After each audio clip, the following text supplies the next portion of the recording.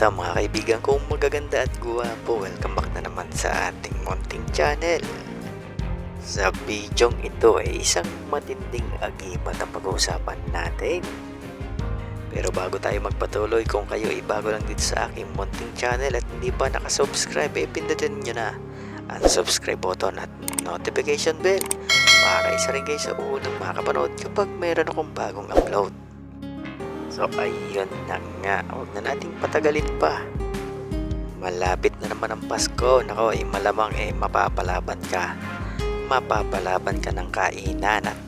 At syempre pagkatapos ng kainan, nako, nandiyan na ang inuman.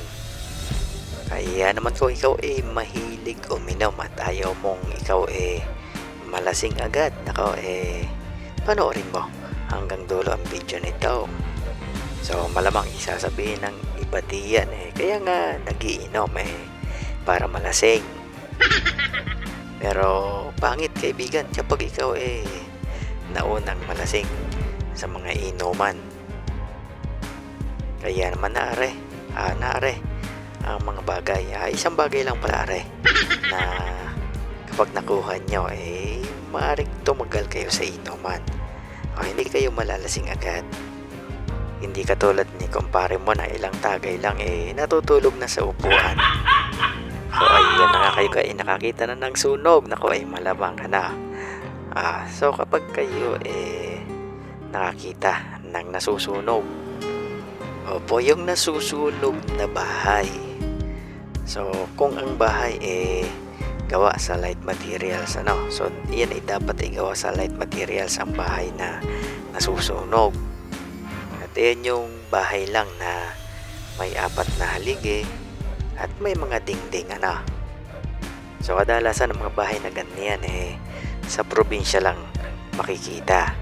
So ayun na nga, kapag nagkasunog at nasunog ang mga bahay na gayaan, lalo na sa lugar na hindi naman mapupuntahan ng bumbero, at talagang ang bahay matutupok lahat. So ayun na nga, kapag nakita ninyo na mayroong bahay na nasunog at yan nga halos walang natira, pero may nakita kayong isang haligi doon na hindi nasunog. So ang ibig kong sabihin hindi siya sunog na sunog, kasi hindi katulad ng iba na halos maubos na dahil sa sila nasunog. So kapag kayo nakakita ng haligi na nakatayo pa rin ng maayos at halos hindi nga din nila ng apoy, so ang gawin ninyo tumapyas kayo o kumuha kayo ng kahoy doon, tumapyas kayo at iyon naman hihiwa-hiwain mo, gagayat-gayatin mo na para kang toothpick. So kayo na ang bahala kung gaano karami o kalaki ang inyong kukunin doon sa nananatiling nakatayong haligi na iyon, So yun, hihiwa-hiwain ninyo at gagawin ninyong parang toothpick kalalaki. At kapag nga mayroong inuman, maaari nyong isingit yan sa ngipin nyo kung may siwang, o kaya naman gawin ninyong toothpick. Asahan mo na ikaw hindi agad malalasing, samantalang ang iyong mga kaharap sa inuman lasing na.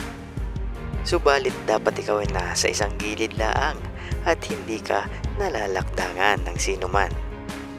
Dahil kapag ikaw nalalakdangan, mawawala ang bisa niyan at ikaw madali ding malalasing. So kapag ikaw may daladalang gayaan o may tangay-tangay kang gayaan, kahit magdamagan at ilang arawan ng inuman hindi ka malalasing. So ang ibig sabihin naman ito hindi ka naman malalasing talaga So ikaw magkakaroon din ng kaunting amats, pero hindi katulad ng iba na sa sobrang kalasingan na hindi na alam ang nangyayari sa paligid nila at ang kanilang mga ginagawa hindi na nila alam. Iyon gang ang mga kainuman mo susongloy-songloy na, sisiring-siring na sa daan. Ang iba nalalaglag pa sa kanal, ang iba naman gumugulong-gulong pa at hindi na makauwi sa kanila. Samantalang ikaw matikas pa rin at makauwi pa rin ng maayos sa iyong tahanan.